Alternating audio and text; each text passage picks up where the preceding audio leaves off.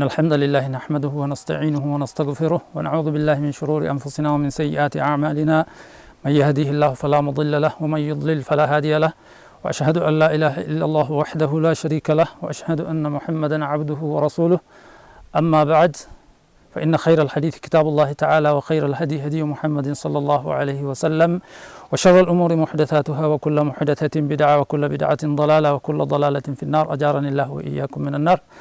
أعوذ بالله من الشيطان الرجيم. شهر رمضان الذي أنزل فيه القرآن هدى للناس وبينات من الهدى والفرقان وبعد.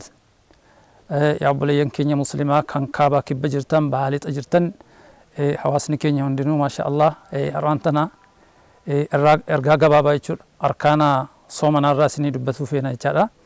Arkaana soomanaa irraa hoggasinii dubbannu arkaanni kun akkuma argitee manni roga qabu mana tokko ijaaruuf roga garaagaraa isa barbaachisu.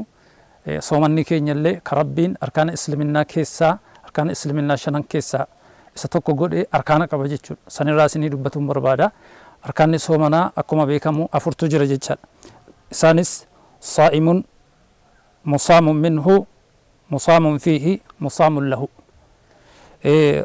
صائم رغا صومنا كيساني توكو صائم كان جرمو وهو المسلم والمسلمة كما ديم شاشات سني صور بالنا نما مسلمة في دير مسلمة ربرتوتا مسلمة أن أركان نساء توكفان كان جيتشا أركان لما فان مصام منه ون إرى صوم مججو wanna irraa soomamu beekuu qaba. Arkaana isaati waan ta'eef namni muslimaa tokko wanna irraa soomamu beekuu qaba jechaadha. Wanna irraa soomamu sun maali jennaan wahiya almuftiraat wantoota soomana nama fursiisan akkuma waliigalaatti jechuudha. Akkuma waliigalaatti wantoota sooma namaa nama jalaa kuffisan takkaayyuu sooma nama fursiisan irraa dhibbatti fagaachuu jechuudha. Sun arkaana lammaffaadha. Arkaanni isaa sadaffaan musaamun fiihi wanta keessa soomamu jechuun wahuwa zamaan yeroo dha jechuudha. Yeroo inni keessa soomamu qabu wahuwa zamaanu min xuluuci alfajri saadiq ilaa guruubi shamsi.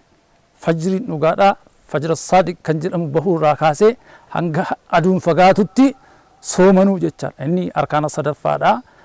Arkaanni isaa inni afraffaadha.